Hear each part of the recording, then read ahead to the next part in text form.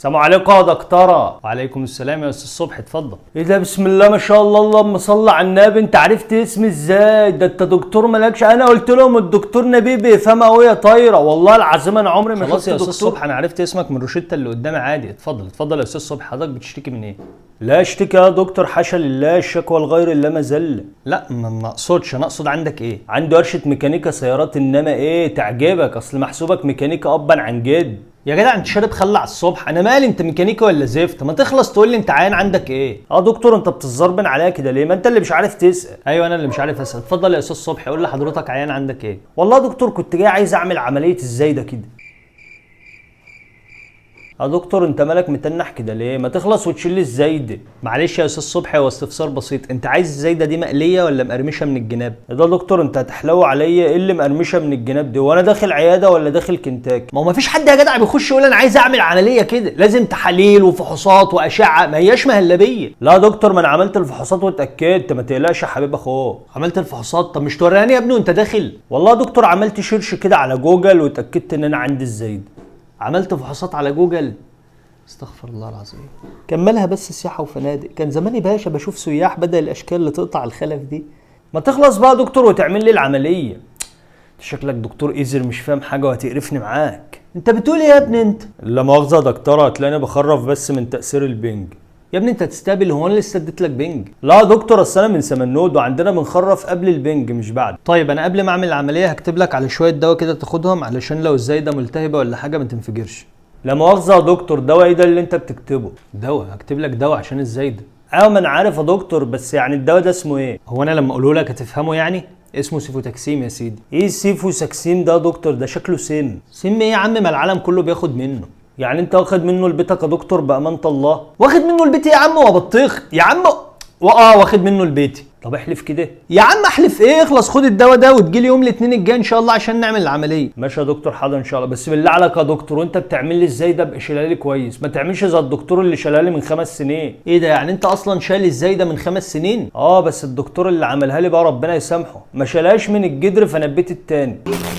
لا طبعا انا مقتنع بالصلاه جدا ومقتنع ان لازم يكون لها مواعيد، ولما جربت ان انا اصلي وقت ما افضى ما بقتش اصلي اساسا، فمنطقي جدا ان الصلاه يكون لها مواعيد معينه وثابته تتواصل فيها مع اللي خلق، ومقتنع كمان ان ربنا هو اللي خلقني، وده بالنسبه لي شيء منطقي جدا. بالعكس اللي مش منطقي بالنسبه لي ان انا اكون من سلاله شويه قرود فاضيين ما كانوش لاقيين حاجه يعملوها فقرروا ان هم يتطوروا. وكمان مقتنع بالحجاب والستر وشايف ان ده شيء منطقي جدا، لان برضو شايف من غيرهم الدنيا رايحه لفين. والقران والصوم والزكاه والحج وكل حاجه في الدين بالنسبه لي منطقيه جدا ومن غيرها ما ينفعش نعيش اساسا. واللي متابعني من زمان هيعرف ان اغلب المشاكل اللي بتكلم فيها لقيت لها حل بالعقل والمنطق. بس فجاه كده جه في دماغي سؤال منطقي جدا برضه لخبط لي كل اللي فات ده، هو انا كده مؤمن بايه بالظبط؟ مؤمن بالله ولا مؤمن بعقلي والمنطق ولا هما الاثنين حاجه واحده؟ اصل لحد دلوقتي الدنيا ماشيه في السليم وكل حاجه بالنسبه لي منطقيه، بس لو في لحظه بقى حصل تضارب بين عقلي ومنطقي وبين دين ربنا، انا هيكون موقفي ايه ساعتها؟ هل هاخد صف عقلي زي ما اتعودت دايما ولا هاخد دين ربنا زي ما هو حتى لو في حاجه مش منطقيه بالنسبه لي؟ على فكره السؤال ده جه في دماغي اصلا نتيجه للطريقه اللي انا بفكر بيها، لان بالعقل كده عمر ما المنطق هيبقى دايما واحد، اكيد هيجي لحظه خلاف. قناعاتي انا نفسها بتتغير مع الوقت، وده على فكره طبيعي جدا مع اختلاف السن والزمان والمكان والاشخاص اللي حواليا. انا اصلا كان في حاجات غلط مقتنع بيها جدا لحد ما حصلت تجربه اثبتت لي انها غلط. فالسؤال هنا بقى لو في حاجه غلط وانا مقتنع بيها جدا ومنطقيه بالنسبه لي وما حصلش تجربه تثبت لي عكس اللي انا مقتنع بيه، هعمل ايه؟ والاخطر من كده ان ممكن تحصل تجربه تثبت لي المنطق اللي انا مقتنع بيه وهو غلط برضه. يعني تخيل واحد ذكي جدا بس وهو صغير قابل مدرس عقده في حياته ففضل مقتنع ان هو غبي، وفضل مقتنع ان هو غبي طول سنين طفولته، ولما كبر قابل واحد قال له لا على فكره انت ذكي جدا وانا هثبت لك ده، وراح جايب كتاب متخصص جدا في علم الفيزياء محتاج عالم على الاقل دارس 10 سنين وبدا يشرح له من الكتاب ده. فالولد طبعا ما فهمش حاجه واتاكدت عنده قناعه ان هو غبي جدا مع انه في الحقيقه ذكي جدا. مشكلته بس انه قابل 2 اغبياء، واحد وهو صغير وواحد وهو كبير. على فكره المثال ده مرعب جدا بالنسبه لي. هعمل ايه لو العقل والمنطق والاقتناع وصلوني لحاجه عكس الدين؟ وده حصل حوالينا كتير جدا، زي اللي اتعقد من الصلاه من صغره وما كانش عارف هو بيصلي ليه، ولما كبر قابل ناس قدرت تقنعه ان تارك الصلاه مش كافر ولا حاجه وانه يدخل الجنه عادي لانه مسلم يا جدع بيقول لا اله الا الله. ايه ده انت بتقول لي انا ان تارك الصلاه كافر؟ طب ايه رايك بقى ان انا مش مقتنع ان ربنا الرحيم ده يدخل حد النار عشان بس ما كانش بيصلي؟ وقيس بقى على كده يا معلم، دي مش مقتنع بالحجاب وده مش مقتنع بالسنه، وايه البخاري اللي انا اخد منه حديث ده مش مش يمكن كان بيألف ويحط احاديث من دماغه، وده كمان مش مقتنع بالقرآن، ويلا بقى نقعد قعدة العرب اللي كلنا عارفينها ويتقنعني يقنع. عشان كده لما جه واحد للامام مالك رحمه الله وقال له تعالى اناظرك، الامام مالك قال له فان غلبتك قال اتبعه، قال فان غلبتني قال تتبعوني، قال فان جاء رجل ثالث فغلبنا قال نتبعه. فالامام مالك قال له ذلك امر يطول، او كلما جاء رجل هو اجدل منا فغلبنا تركنا ديننا واتبعناه، اذهب الى رجل شك مثلك فناظره، اما انا فلست في شك من ديني. علشان كده بقول لك طيب ولو ما اقتنعتش لازم ساعتها تبقى محدد هل انت فعلا مسلم ومستسلم لاوامر ربنا ولا اللي عاجبك شخصيا. طب لو في لحظه ما بقاش عاجبك شخصيا زي ما هو حصل مع ناس كتير جدا، ساعتها يكون وضعك ايه؟ اقول لك انا بقى، اول حاجه لازم تعرفها ان اساس الدين هو الاستسلام التام لاوامر الله عز وجل، وده لانك من الاول قبلت فكره الدين ان في اله وانه انزل القران وان سيدنا محمد صلى الله عليه وسلم هو اللي بلغنا الكلام ده. دي الفكره الاساسيه اللي كل واحد فينا قبلها بشكل مختلف. ممكن واحد يكون قبلها لانها منطقيه بالنسبه له، واحد تاني عاطفي قبلها لانها لمست قلبه، واحد عالم قبلها لانها وافقت علمه. الفكره دي نفسها لو عندك فيها اي شك او تشويش لازم تعالجه النهارده قبل بكره، لان على اساس الفكره دي انت تستسلم تماما لاوامر ونواهي اللي وصل لك الفكره دي، وهيبقى هدفك كله بعد كده بس انك تتاكد هل الحكم ده ثبت عن الله عز وجل او عن النبي صلى الله عليه وسلم ولا لا، مش انك تبقى مقتنع بيه ولا لا. وزي ما سيدنا ابو بكر رضي الله عنه قال بالظبط ان كان قد قال فقد صدق. دي بالظبط كده حقيقه الاستسلام لله، حتى لو كانت الاوامر والنواهي دي في لحظه عكس عقل، لانك مدرك كويس قوي ان عقلك ده مش دايما صح وانه عادي جدا ممكن يسوحك. عشان كده سيدنا علي رضي الله عنه بيقول لو كان الدين بالراي يعني بالعقل لكان المسح اسفل الخف اولى بالمسح من اعلاه، وقد رايت رسول الله صلى الله عليه وسلم يمسح على ظاهر خفيه. وهنا بقى لنا وقفه، هل معنى انه عكس منطقه انه غلط؟ في زماننا ده ممكن نستنتج ان المسح اسفل الخفين هيزود الوساخه في رجلينا وايدينا كمان مش العكس. عشان كده بقول لك ان الدين لو ما كانش مع عقلك في وقت معين فده مش معناه ان الدين مش منطقي، ده معناه ان عقلك ده لسه مش مدرك ومش مستوعب المنطق ده مش اكتر. وده بالظبط اللي سيدنا علي رضي الله عنه كان يقصده، والصحابه رضوان الله عليهم كانت الجزئيه دي واضحه عندهم جدا. اي حاجه في الدين او الدنيا بناخدها من اللي وصل لنا الدين، لان الدين هي الطريقه اللي بنعيش بها الدنيا. عشان كده سيدنا حنظله رضي الله عنه لما قابل سيدنا ابو بكر رضي الله عنه وقال له نافق حنظله،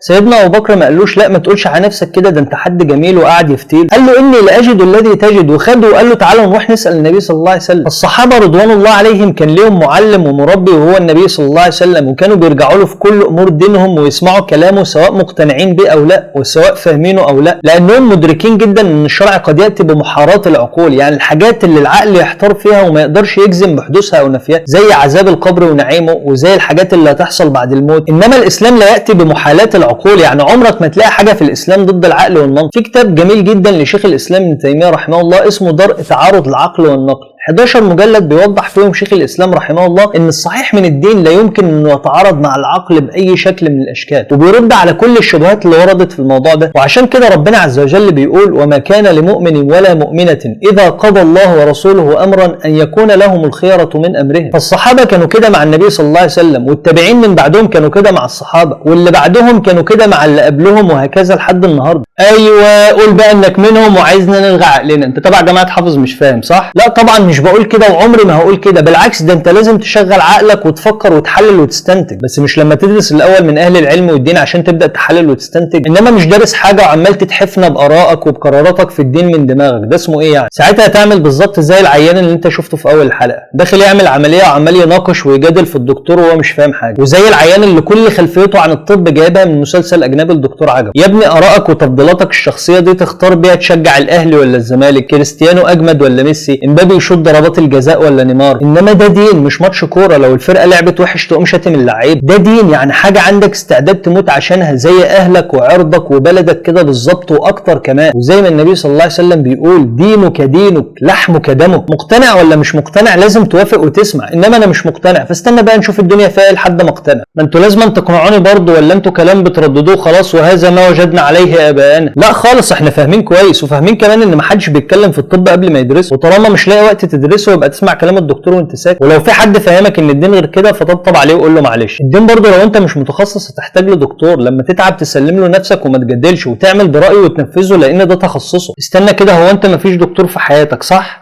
امال لما بتتعب بتروح فين؟ بتفتي صح؟ طب بالعقل كده اللي مفيش دكتور في حياته ده تفتكر هيبقى لسه عايش؟ سلام.